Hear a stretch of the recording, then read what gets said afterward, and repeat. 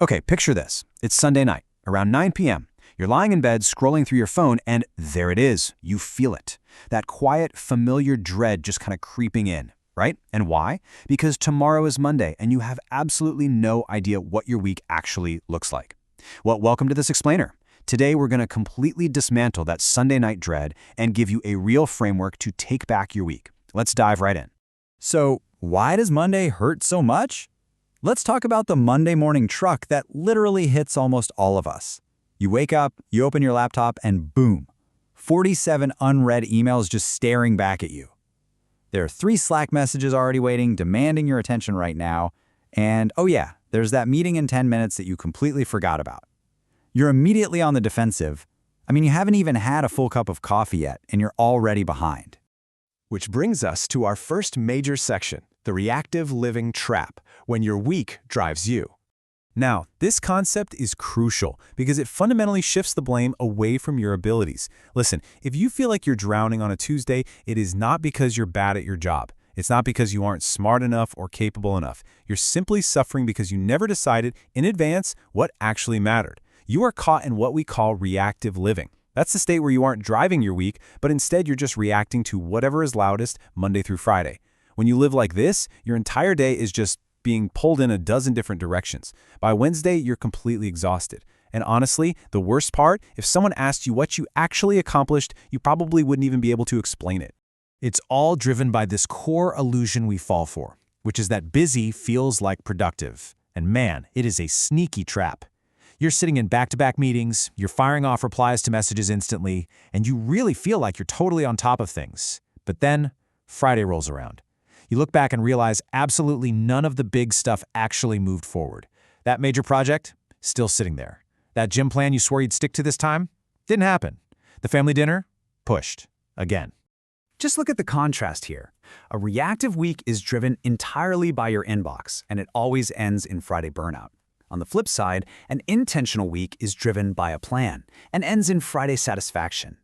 The absolutely crucial point to take away here is that the chaos of day-to-day survival, that's not a discipline problem. You do not need more willpower. It's actually just a planning problem, because a single day really has no context at all unless you look at the week as a whole.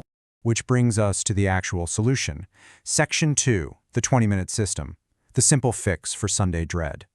Now, if you're sitting there thinking you need to book some 5-hour weekend retreat to get your life in order, or, build a crazy color-coded spreadsheet with 40 different tabs, relax. Take a breath. The top performers out there, the people who actually hit their goals and somehow still have free time on a Tuesday night, they don't do that either. They use this magic number, 20. Just 20 minutes, one time, once a week, in one single sitting. That is literally all it takes to gain total clarity from Monday all the way through Sunday. It's a system you can actually stick to because the barrier to entry is just so incredibly low, but the return on investment is absolutely massive. So let's break down exactly how you spend those 20 minutes. Okay, here are the preparation steps. Step 1, pick a fixed time. Honestly, Sunday evening works best for most of us because your mind is already kind of pivoting to the week ahead anyway. Put it on the calendar and treat it like a real, non-negotiable appointment. Step 2, the 5-minute brain dump. Write absolutely everything down.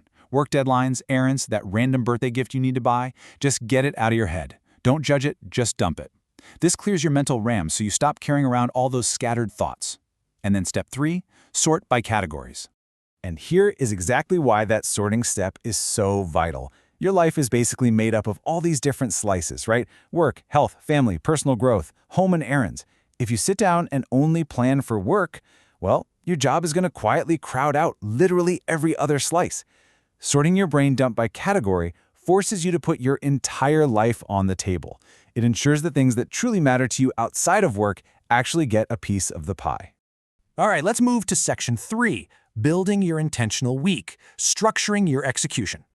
So, now that we have everything out of our heads and nicely categorized, we transition from just having a giant, overwhelming list to actually creating an actionable week that you can execute with total confidence. And it all starts with this number. 3. This is the concept of the big 3. Out of everything on that massive brain dump list you just made, you're going to choose exactly 3 things, just 3, that will make this week feel like a massive win, even if absolutely nothing else gets done. These 3 things become your non-negotiables. Everything else? That's optional. This step forces some really ruthless prioritization. Now let's map it all onto the calendar. First, note your fixed commitments. You know, the meetings and family obligations that are already locked in. Second, map to your natural energy windows. If you're sharpest in the morning, protect that morning time.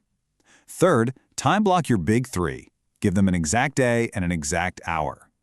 Fourth, add buffer time. We'll talk more about that in a second. And fifth, establish a daily 60-second check-in.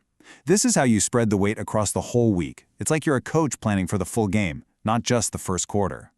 Which leads perfectly into Section 4, expecting the unexpected, surviving contact with real life. We all know the feeling, right? You create this beautiful, perfect plan on Sunday, only to watch it completely disintegrate by like 2 p.m. on Tuesday. Why does that happen?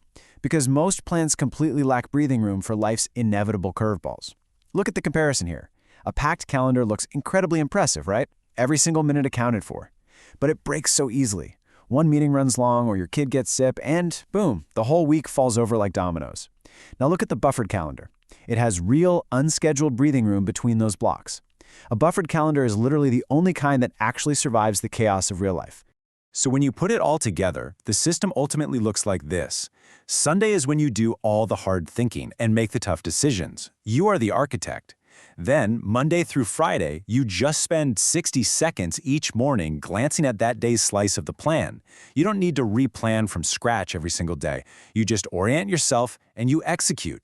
It completely removes the daily friction of constantly trying to figure out what you're supposed to do next. Finally, we arrive at Section 5, Planning is Protection, claiming what matters most. Honestly, the deepest insight from all of this material isn't about getting more widgets made or crossing more meaningless tasks off a to-do list, because ultimately planning your week isn't actually about productivity at all. It's about this. Every hour you don't claim gets claimed by someone else's priorities. Let that sink in. If you do not draw a line in the sand, your inbox, your phone notifications, and the endless urgencies of everybody else around you, they will steal the time that was meant for your health, your personal goals, and your family. You have to decide in advance what won't slip. When chaos hits on Tuesday afternoon, and trust me, for sure it will, you shouldn't be making panic decisions at 11 p.m. on a Wednesday. Because you already did the hard work on Sunday, you know exactly what truly matters, and actually, just as importantly, you know exactly what can wait. You protected your non-negotiables. So here is my final challenge to you. Claim your time. This Sunday, before the madness of a brand new week begins, just set a 20-minute timer, do the brain dump, sort it into categories, pick your big three, and time block them with plenty of buffer room. I promise you, by Wednesday, you will feel a profound difference. You won't just be surviving your week anymore, you'll be driving it. So, what are your big three going to be this week? Think about it. Thanks for joining me for this explainer, and I'll catch you next time.